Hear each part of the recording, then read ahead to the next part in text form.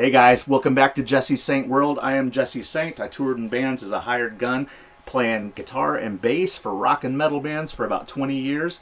I've also worked for the last 6 to 7 years for record labels, signing bands. So I've been in the industry for a long time.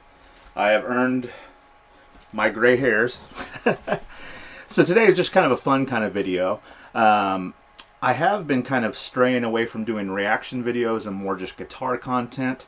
And since I have spent so long in the music business and been signed to a lot of different labels, I figured I would also try and give out a little bit of industry advice. So this particular video is in response to the fact that I did a little bit of research. Now, I've been watching YouTube for years. There's a couple of people out there who give industry advice, guitar lessons, guitar content, bass content, music theory. A lot of them everyone knows, like Rick Beato and people like that. But I really wanted to kind of see who are the top dogs and what kind of advice they're giving out.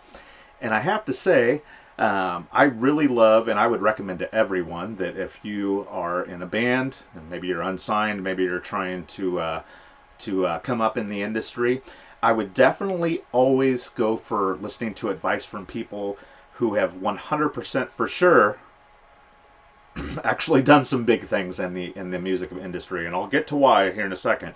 But I would definitely recommend Rick Beato, one of the best people out there, because of the fact that he does interviews with super big managers, record label owners, producers, engineers, people who can give you real world advice that has actually worked for large acts. And I know that's pretty obvious advice there, go to listen to advice from people who know what they're talking about, who have proven histories of being able to give out really good advice. I would also, because so many bands come into legal problems, I would really follow Miss Crystal, which is that top music attorney. She has a lot of knowledge on the music business and just gives a lot of really cool videos and ideas about the legal side of the music industry, and also just for generic kind of advice on how to put out a new song, how to get out on tour, how to make your marketing actually impactful and work. Damian Keys is somebody that I've researched that I really like, and would love for all you guys to check out those three. So Rick Beato, Miss Crystal, our top music attorney, and Damian Keys are all people that I really enjoyed. But the reason why I'm making this video is because this week I was just researching on YouTube, hanging out, and wanting to check out some industry advice from some people.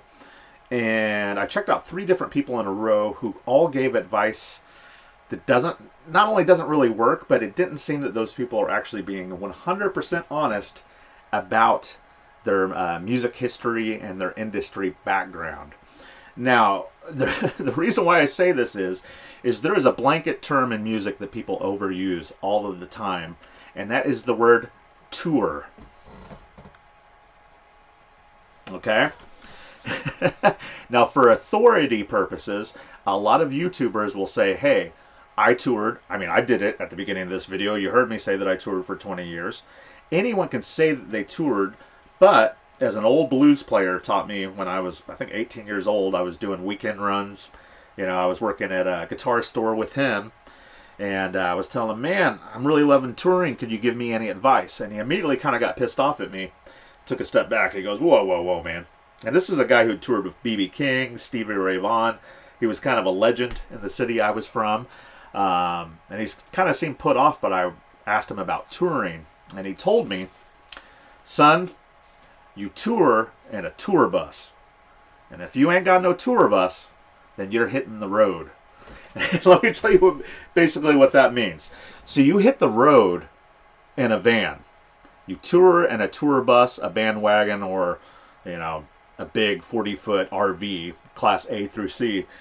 But really, not to be a gatekeeper or anything, but I just noticed that I watched 3 different industry people on YouTube giving out advice, and they started with, just like I did, hey, I've toured, I've done this and that in music, and they gave a lot of advice that I think did not really work. And since I'm new to kind of finding these people, hey, maybe I just found 3 bad apples.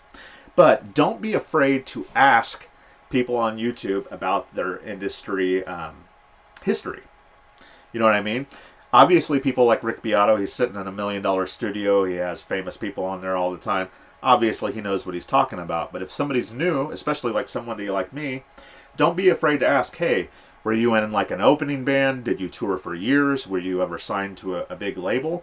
Because I see a lot of people just kind of trolling and giving fake advice, which sucks for you guys. Doesn't do anything to me. I already had a 20-year career. I'm already semi-retired. I do this kind of stuff for fun, and I like to be helpful, you know, to people. So I'm not even saying 100% trust my advice. Always ask questions. Always try and get opinions on a subject by at least 3 different people. And don't be afraid to ask somebody, hey, you know, what kind of touring did you do? If they went on tour one time for 3 days and played 3 different cities, then that's not exactly the same as somebody who played in Shinedown or in Metallica, or, you know, somebody like Justin Hawkins who toured for, you know, 25 years in the darkness. Those are industry legends. So in the comments section, don't be afraid to ask somebody, you know, hey, what bands did you tour with? Were you signed to labels? You just want to make sure that you're getting good, accurate advice from people who are not BSing around.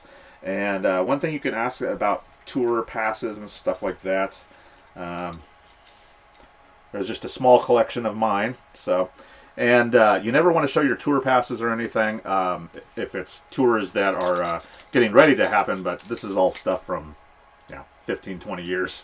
And like I said, about 100 tours there. And don't be afraid to ask for this stuff. Like I said, I'm not embarrassed.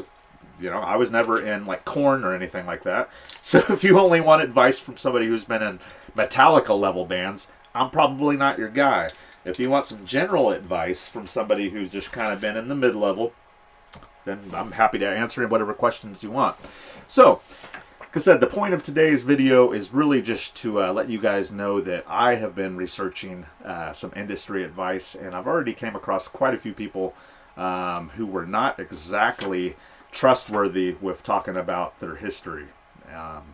So just always ask questions. You know what I mean? You should never be worried. If somebody is offering advice and that's what they do on YouTube, say, hey, you know, what have you done? What's some songs that I've heard by you? You know, what's some tours that you've done? Make sure that you're getting high quality advice. And I definitely don't want to make it sound like you should only listen to the really, really famous people like Rick Beato and the gurus.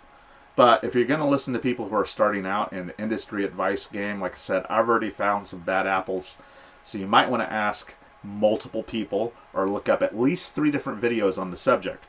And the same freaking thing just happened to me recently with my car. Been having some trouble with my car.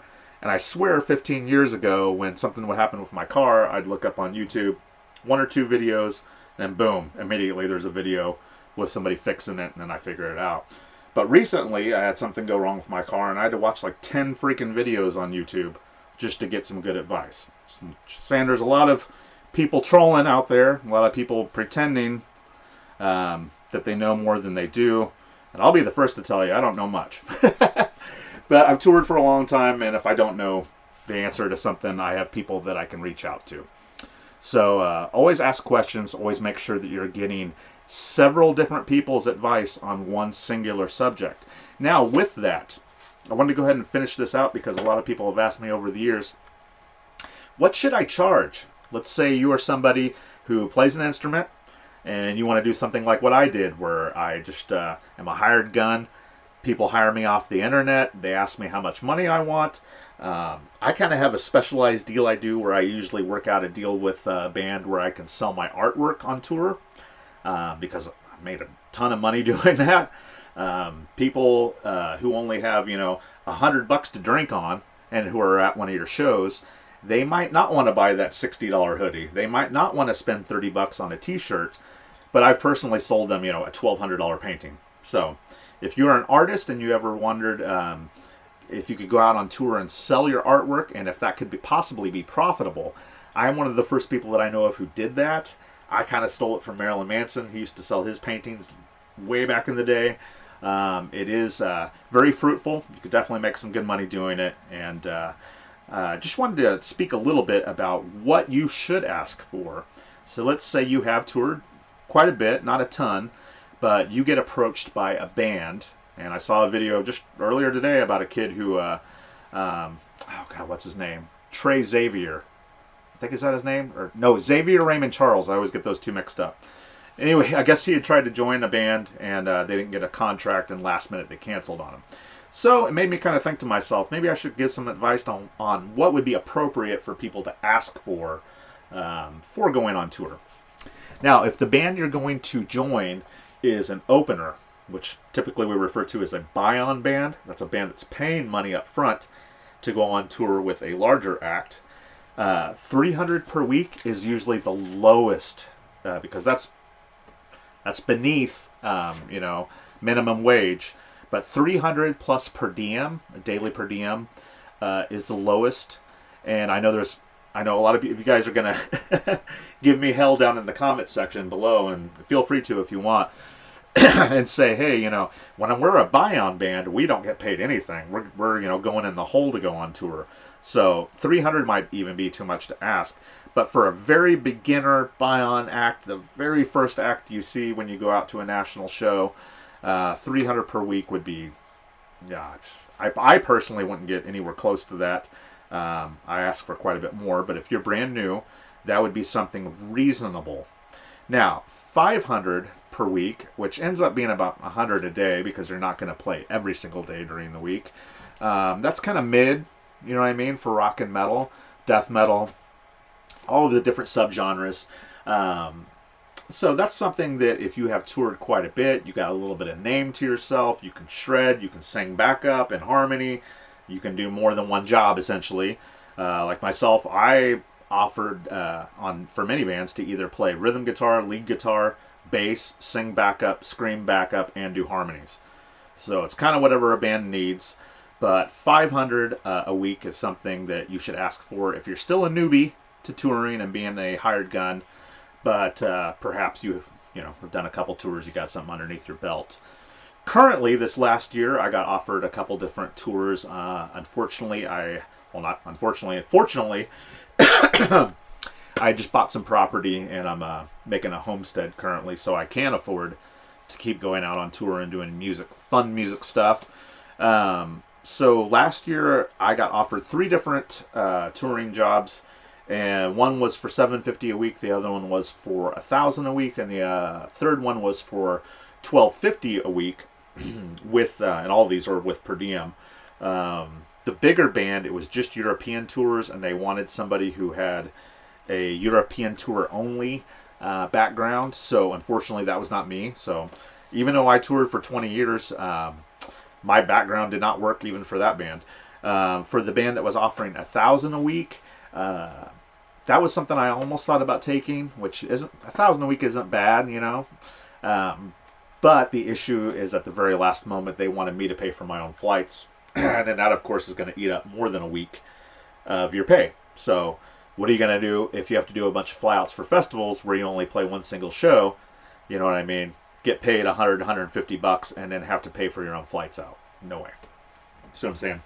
So the reason why I'm bringing this up, because you want to be able to, you don't want to, be a newbie to touring and ask somebody for $3,000 a week, unless you're getting ready to join Korn or Metallica or somebody big. You're not going to get anywhere close to that. And another reason why I bring it up, because I've seen a couple of different country guitar players talk about what they make.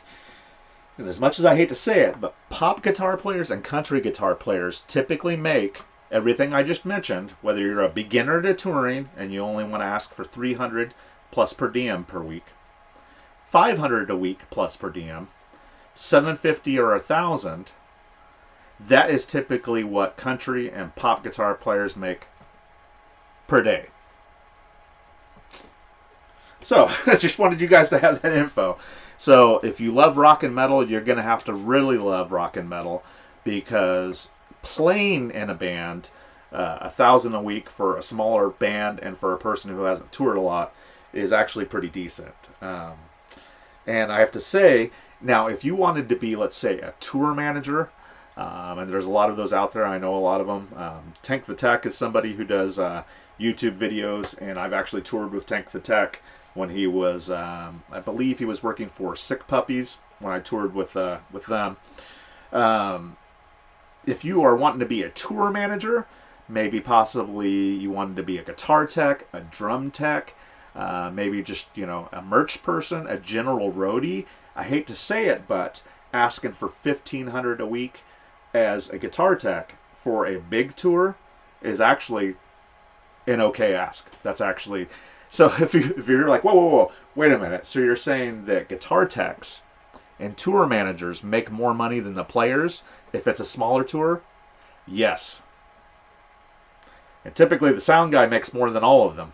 So I just wanted to lay out some numbers for you there. Like I said, they're fairly current. This last year I wasn't able to do any of those 3 tours, but like I said, I was offered $750 a week, $1,000, and then $1,250 for just the European tour stuff.